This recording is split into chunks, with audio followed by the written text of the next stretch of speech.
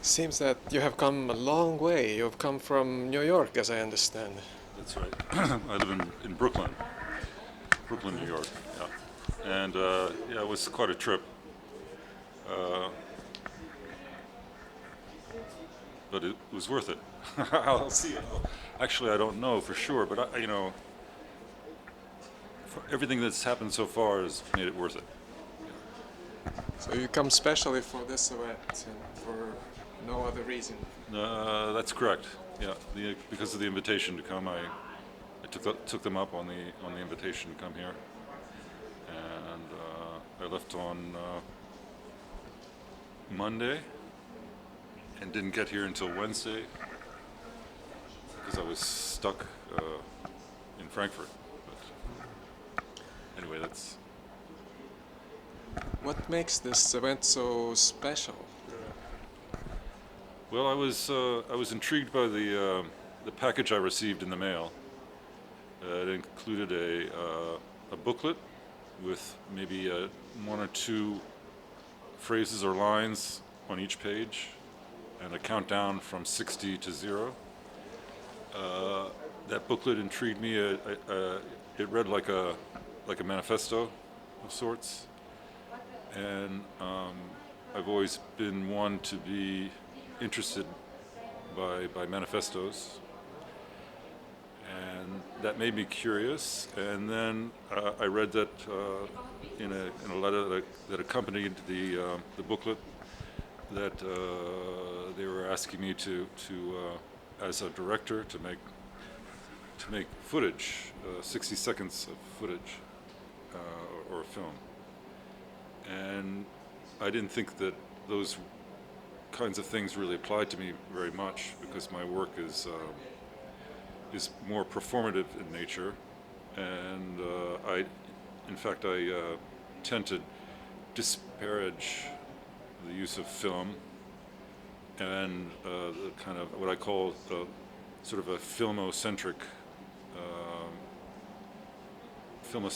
practitioners, people who are focused on film, and they describe going to see a film where it's really the projector that allows you to see anything, in conjunction with your eyes and ears. Of course, that's not the seeing part; that's the hearing part. Seeing and hearing. So, This seems to be a quite symbolic statement that the event is making, saying that commercialism and all the human nature in today's commercial lifestyle is also destroying the arts or the human soul. How can you relate to this? I'm not sure if I take it precisely like that. I don't know. In fact, it's been such a long time since I read the pamphlet. I can't really remember how they position themselves in relation to, say, commercialism or something along those lines. There is a commitment to, at least there appears to be something of a commitment to the idea of well, something incendiary.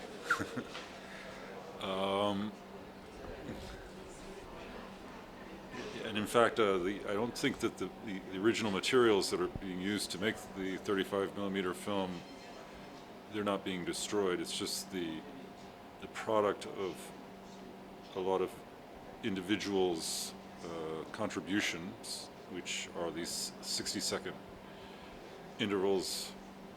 All those are still intact. Theoretically, I can't remember if they said they were going to return those to us, or if they'll be archived somewhere, or what will happen to those original materials. Maybe you know. I don't know. You can find out what exactly happens to it. As much I know, the collage film that is made up of all the different directors' films, this is actually burnt during the event itself while the film is showing. fire signifying the purity that is left of it, that is the most important in the human soul, distilling, cleansing the atmosphere of waste, of the Stuff. Yeah, that's one of the things in my work. I try to reduce the amount of stuff that you are producing. And it kind of focuses on the audience, the brains, the people that are in the audience. It works with them as a material and as a product, you know, would be whatever people carry with them after a performance. I think that's also shared. I share that with what you described is going to happen this evening. It's always risky to talk about what's going to happen because you aren't quite sure, but that's what's planned for the evening, right? So, yeah, that kind of that was something that interests me. That I have kind of a common ground with that spirit. I don't make films, and they can't be circulated. You know, I have to go there to realize them with an audience. Do you also see the danger of freedom in film being in danger? Not exactly, because I think there's something larger than just film or you know, high definition video, or there's an impulse that you might call cinematographic, and that it's not, you know, based on a specific medium. So even though, say, the projector, 60mm projector, and film may become obsolete, there is still going to be this impulse to participate in some kind of cinematographic experience. I ask you more specifically, what was your part in this event? That, as I understand, you have also contributed a short film for it. But I wouldn't call it film, I would just call it footage.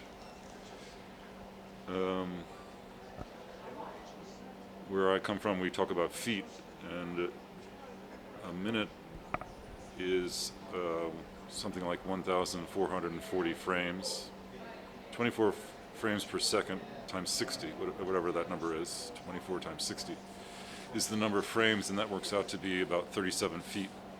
And what I did is I just took clear leader, which is the base that the emulsion normally rests on when you load it into a camera. The clear emulsion, I laid it out in a room, the room that I work in, and then I just sprayed it with ink. So essentially I'm making my own emulsion, very thin emulsion, because the spray was very thin. And it's a technique that I've used in the past for a number of films, and at that time I may have been less reluctant to use the word film than I am now, because they were lengths and I stored them in a can, and I refer to them as like being like ink sneezes is what I call ink sneeze, hachu sneeze, because they're kind of reflexive. They have a lot to do with my reflexes, the pressure I put onto the airbrush as I'm spraying the film with the ink. And it also makes a reference to an Edison film from 1897, maybe,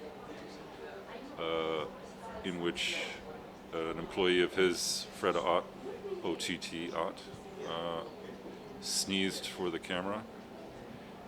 And that was the content of a film, the first film that was, at least in books I've read, it was the first film that was copyrighted. So it's kind of a joke on Edison and Fred Ott, this person who sneezed. It almost seems that this event is taking the cinematic art and through that cinema that the world artists, film directors have created are actually in a way making fun of the stuff around us, the commercialism, the things that don't matter really to the human heart. Do you see that as a good way to show human spirit? Well, like I said, I like manifestos. I don't always take manifestos very seriously. I mean, there's the spirit of them, which is argumentative or didactic or dialectical. But I like the posturing, and if this event is being critical of cinema, I don't think it's going to stop anyone from going to a commercial movie. You know, the people who go to commercial movies go there because they're able to swallow the medicine without choking. Yeah, I don't think much. I'm not someone to talk about my feelings or my heart very much. I may be a passionate person, but I'm not a person to talk a lot about it.